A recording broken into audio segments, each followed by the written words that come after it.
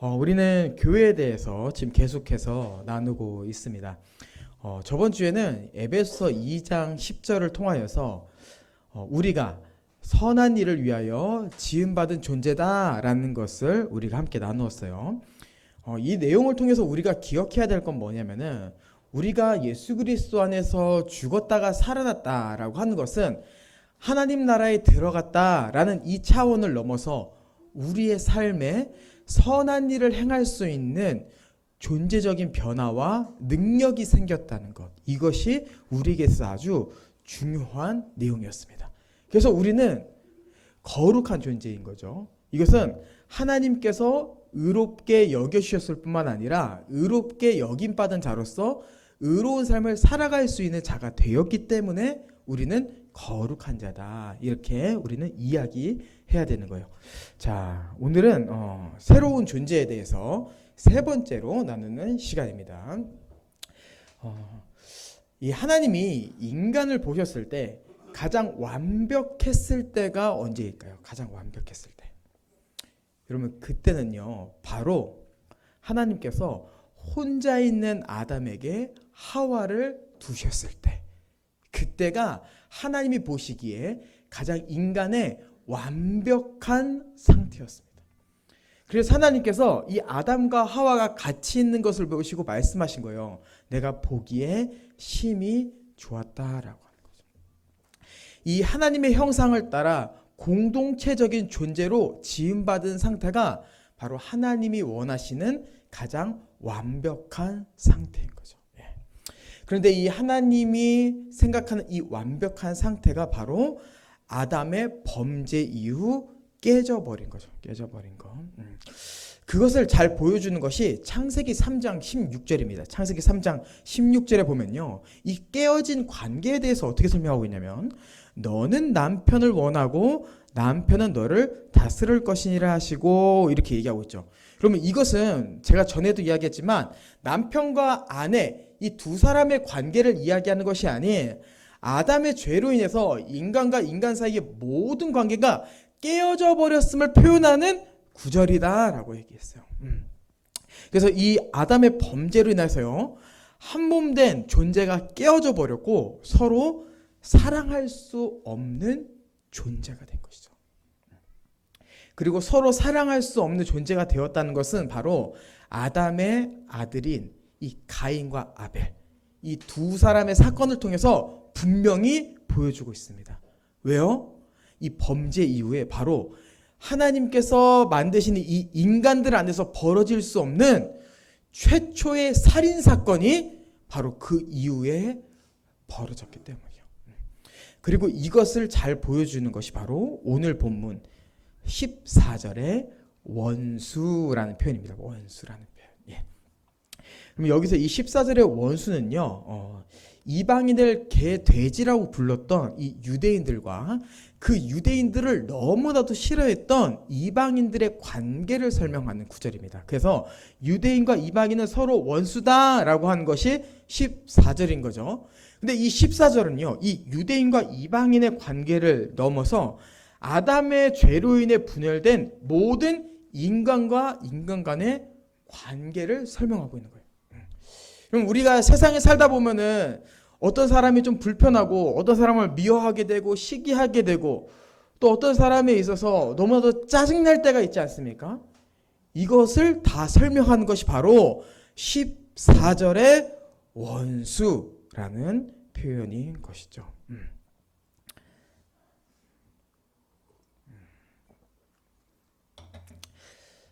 세상은 혼자 있는 것이 괜찮다라고 말합니다. 그리고 혼자서 아름다운 삶을 만들어 가려고 합니다. 이러한 부분에 있어서 세상은 다양한 표현을 하고 있어요. 뭐 미니멀 라이프, 뭐 이런 것도 이야기하고요. 또 요즘에는 이 차를 통하여서 차박을 하면서 이제 캠퍼의 삶을 살아가는 삶. 그러면서 뭔가 혼자 그 고독한 시간을 보내고 그 시간을 통해서 뭔가 자기의 정서를 채우는 부분에 있어서 온전함을 누리려고 합니다. 이러한 부분은요, 우리 주변에 사람이 없다 하더라도 요즘에 유튜브가 얼마나 발달돼 있어요. 요즘에 SNS가 얼마나, 여러분 인스타에 보면 얼마나 자기 자랑하는 사진들이 많습니까? 그런 걸 보면은 다 알 수 있는 거예요. 아, 사람들이 혼자서 뭔가 온전한 삶을 추구하려고 하는구나라고 하는 거죠. 근데 우리가 여기서 분명히 기억해야 될 게 뭐예요? 바로 개인이 아무리 온전함을 추구하려고 한다 할지라도 하나님이 보시기에 한 사람, 한 개인은 불완전한 상태이며 개인주의적인 삶은 절대로 온전한 삶의 방식을 살아갈 수 없다라는 것을 우리는 반드시 기억해야 됩니다. 사람은요, 아무리 멋진 아름다운 삶의 방식을 만든다 할지라도요, 절대로 하나님이 보시기에 내가 보기에 심히 좋았다라고 평가받을 수 없어요. 그리고 하나님은 이러한 부분에 있어서 우리 인간들을 긍휼히 여기셔서 인류에게 은혜를 베푸시기에 우리의 큰 은혜를 베풀어 주셨죠. 무엇입니까? 바로 분열된 하나됨을 다시 회복시킬 수 있는 모퉁이 돌 대신 예수 그리스도를 이 땅에 보내주신 것입니다. 예. 여러분, 이 예수 그리스도의 십자가 사역은요, 하나님과 인간 사이의 이 모든 막힌담을 허물었을 뿐만 아니라 사람과 사람 사이의 모든 원수된 것을 다 허물어 버렸어요.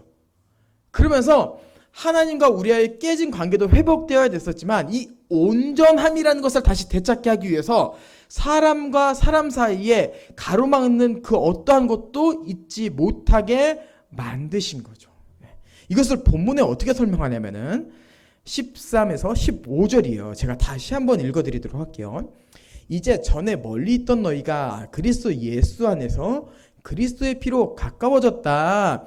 그는 우리의 화평이신지라 둘로 하나를 만드사 원수된 것 곧 중간에 막힌 담을 자기 육체로 오시고 법조문으로 된 계명의 율법을 폐하셨으니 이는 이 둘로 자기 안에서 한 세 사람을 지어 화평하게 하시고 라고 하신 거죠.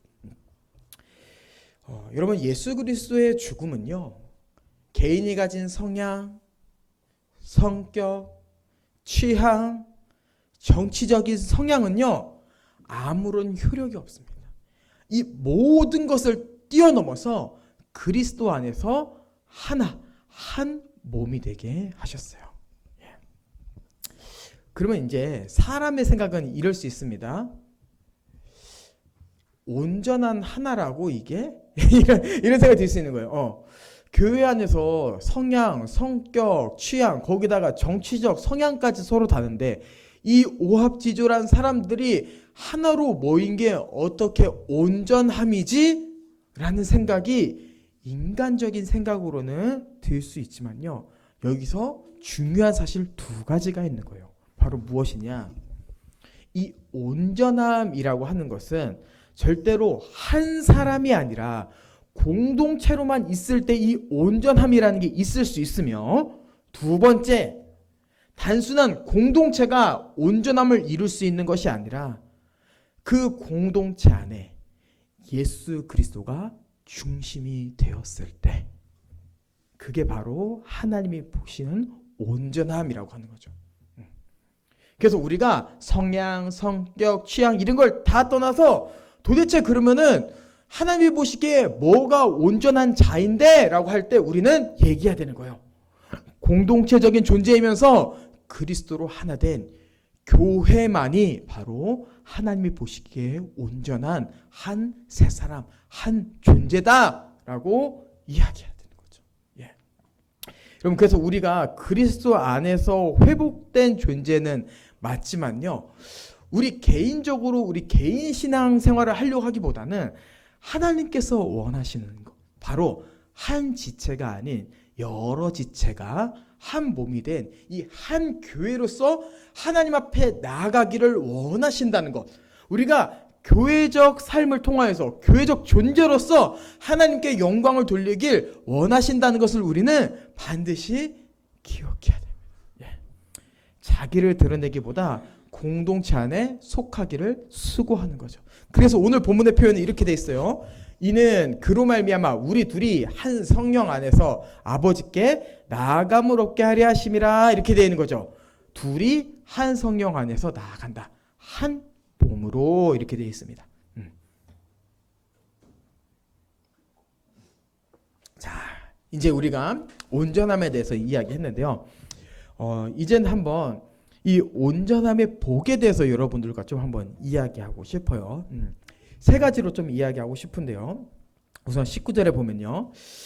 그러므로 이제부터 너희는 외인도 아니요 나그네도 아니요 오직 성도들과 동일한 시민이요, 이렇게 되어 있습니다. 우리는 시민으로서 복을 받는 거예요. 시민으로서 동등한 권리와 혜택을 누리는 것이 바로 교회인 거죠. 자, 그러면은 이 시민이라는 것을 어떻게 이해해야 되는가라고 했을 때 이것을 잘 보여주는 것이 사도행전 22장 24절입니다. 이 22장 24절에는 뭐가 나오냐면요. 사도 바울이 유대인들 앞에서 복음을 전했어요. 근데 이 유대인들이 바울이 복음을 전한다는 이유로 잡아가지고 고문하고 신문하려고 했습니다. 근데 거기서 24절에 이러한 표현이 나오는 거예요. 이 사람이 로마 시민권을 가지고 있는 자인데 우리가 해할 수 있겠냐? 우리가 신문할 수 있겠냐? 이렇게 얘기하는 거예요. 이것이 바로 시민이 뭔지를 나타내는 구절입니다. 자, 여기서 이 시민을 통해서 우리는 어떠한 혜택과 권리를 볼 수 있습니까? 바로 고문 가운데서, 고통 가운데서의 보호하심. 이것이 바로 오늘 본문이 말하는 동등한 시민입니다. 예. 그럼 우리는요, 하나님 나라 시민으로서 일상 가운데 채워야 되는, 일상 가운데 경험해야 되는 육체적인 필요를 하나님을 통해 체험받습니다. 왜요? 시민이니까요. 그리고 우리는 우리가 신앙생활을 하는 데서 필요한 영적인 충전, 감동, 이 모든 것을 하나님을 통해서, 교회를 통해서 받을 수 있는 거예요. 왜요? 교회이니까요. 교회니까, 하나된 온전한 존재니까 이제 받을 수 있게 된 겁니다. 여러분, 제가 얼마 전에 제가 아는 청년을 만났습니다. 그 청년을 만나면서 그 청년이 이러한 이야기를 했어요. 목사님, 제가 얼마 전에 교회에서 찬양 인도를 시작했습니다. 근데 찬양 인도 때문에 그런 건 아닌데 찬양 인도를 시작하고 나서 불면증이 왔습니다. 이렇게 얘기하는 거예요. 그러니까 이 청년에게는요, 불면증과 찬양 인도를 하게 된 것은요, 아무런 상관이 없어요. 이 찬양 인도를 하는 것에 있어서 스트레스가 없대요.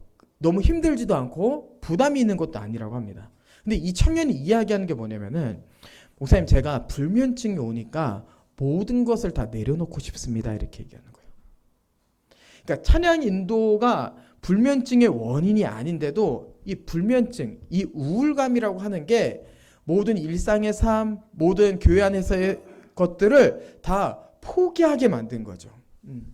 그러면서 이런 게 고민이다, 이런 이야기를 하는데요. 제가 그 청년에게 그런 얘기를 했어요. 시온아, 죄송합니다. 잊어주세요. 이름 잊어주세요. 자, 레드 썬. 제가 무의식 중에 너무 이 얘기에 깊이 들어왔어요. 자, 그 청년이 이 유튜브를 안 보길. 자, 그 청년에게 이제 얘기한 거죠. 괜찮다. 너한테는 교회가 있다. 네가 교회로서 살고 있다는 것은 너에게 회복의 여지가 있다는 거다. 너에게 필요한 것은 네가 아무리 힘들어도 교회를 떠나지 않는 것. 이것이 네가 그 우울감에서, 무기력함에서 벗어날 수 있는 거다라는 이야기를 했습니다. 여러분, 이게 정답이죠. 우리에게 다른 것이 어떠한 정답이 있습니까? 우리의 이 보호, 우리가 삶에 누린 이 모든 혜택이 바로 하나님이 주목하고 계신 이 교회로부터 시작되는데 우리가 어디에 머물겠어요? 우리는 시민으로서 이 교회 안에 머물면서 주님의 보호하심을 받는 거죠. 자, 두 번째는 우리는 하나님의 권속, 즉 가족입니다. 여러분 가족은요 그 안에서 각자의 역할이 있습니다. 자녀는 부모를 공경해야 되고요. 부모는 자녀를 공급하고 늙은이는 젊은이에게 보호를 받고 늙은이는 젊은이에게 지혜를 주는 것. 이게 가정 안에서 이루어지고 있는 일인 거죠. 근데 여러분 교회도 똑같아요. 하늘 가족으로서요 우리의 이 혈연적 가족들과 똑같은 역할을 하는 겁니다. 누구는 아빠의 역할이 있고요. 누구는 엄마의 역할이 있고 누구는 누나의 역할이 있고 누구는 동생의 역할이 있는 거예요. 그래서 서로 상호작용함을 통하여서 사랑하고 보호받고 그 가운데서 서로를 통해서 하나님의 은혜를 누리는 것. 이것이 바로 가족으로서 누릴 수 있는 은혜인 거죠. 이것을 디모데전서에 보면요. 바울이 디모데에게 이야기했어요. 목회자 디모데야 너는 늙은이를 꾸짖지 말고 권하되 아버지에게 하듯 하고 젊은이에게는 형제에게 하듯 하고 늙은 여자에게는 어머니에게 하듯 하며 젊은 여자에게는 온전히 깨끗함으로 자매에게 하듯 하라 이렇게 되어 있습니다. 그럼 바울이 목회자인 디모데에게 이 편지를 보냈지만요. 실제 여기 본문에 나온 이 모든 적용점은 목사에게만 해당되는 것이 아닌 개개인 모든 성도들에게 해당되는 말입니다. 우리는 젊은이로서 늙은이를 존중하고 아버지에게 해야 되고요. 우리는 연수한 자에게는 연수하다고 막 할 것이 아니라 젊은 자로서 우리는 형제에게 하듯 하고 자매에게 하고 존중하고 인격적으로 대하는 것. 그럼을 통하여서 하나님께서 주시고자 하는 사랑을 지체를 통해서 누리고 체험받는 것. 이것이 바로 우리가 하늘 가족으로서 가야 될 방향인 거죠. 그리고 이러한 가족됨을 인정하는 게요. 오늘 우리가 함께 성례를 통해서 행했던 이 유아 세례도 그러한 의미에서 하는 거예요. 여러분 혹시 오전 예배 때 소리가 아멘 하는 거 들으셨습니까? 아멘 막 이러고 못 들었죠. 오히려 이 성부와 성자 잘 참다가 성령에서 울음을 터뜨린 이거밖에 기억이 안 나요. 아무 말도 못해요 여러분. 근데요 우리가 이 소리를 영적인 가족으로 받아들였잖아요. 그러니까 이 유아 세례라고 하는 건 뭐냐면요, 이 아이가 아직 너무나도 신앙을 고백할 만큼 어리지만 우리가 한 가족으로서 책임지고 이 아이를 감당하겠습니다라고 하는 것이 유아 세례식인 거예요. 그러니까 교회는요 계속해서 가족적인 역할이 계속해서 있었어요. 우리는 이것을 기억하고 그렇지. 우리가 혈연적인 가족도 중요하지만 하늘 가족이지. 함께 챙겨야지. 라는 것을 생각하고 달려가는 것, 이것이 교회의 참된 모습입니다. 자, 세 번째, 우리는 모퉁이 돌 대신 그리스도 안에서 연결된 성전인 거죠. 성전. 자, 20절에서 22절. 너희는 사도들과 선지자들의 터 위에 세우심을 입은 자라. 그리스도 예수께서 친히 모퉁이 돌 되셨느니라. 그의 안에서 건물마다 서로 연결하여 성전이 되어가고 너희도 성령 안에서 함께 거하실 처소가 되기 위하여 그리스도 예수 안에서 함께 지어져 가느니라. 아멘. 자, 여러분 여기서 어떤 표현이 있습니까? 너희가 그리스도 안에서 서로 연결되었다 이렇게 돼 있어요. 그리고 연결되어 있다는 것은 무엇을 의미하냐? 바로 너희가 함께 자라가게 된다 이렇게 얘기하는 거죠. 여러분 우리는 하나님께서 교회로서의 순종을 받으시기 원하신다. 교회로서 나아가길 원하신다라는 것을 아까 이야기했습니다. 우리는요 교회로서요 이 교회 안에서 함께 하나님의 은혜 안에서 교회를 위하여 순종하는 삶이 있어요. 근데 이 삶이 나의 순종이 곧 지체에게는 복이 될 수 있으며 지체의 순종이 나에게 복이 될 수 있다는 것을 우리는 기억해야 됩니다.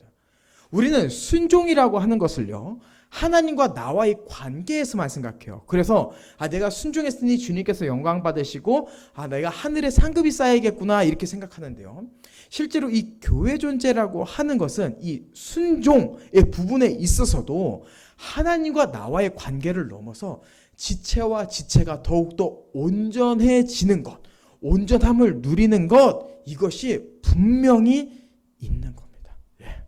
그래서 나의 섬김이 지체의 기쁨이 되고요. 지체의 섬김이 나에게 기쁨이 될 수 있는 거죠. 또한 함께 자라간다고 하지 않았습니까? 여러분 갈라디아서 6장 2절에 보면 이러한 표현이 있어요. 너희가 짐을 서로 지라 그리하여 그리스도의 법을 성취하라 이렇게 됐습니다.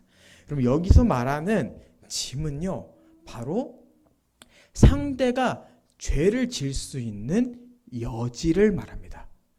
그래 이 표현을 이렇게 의역하면 어떻게 되는 거예요?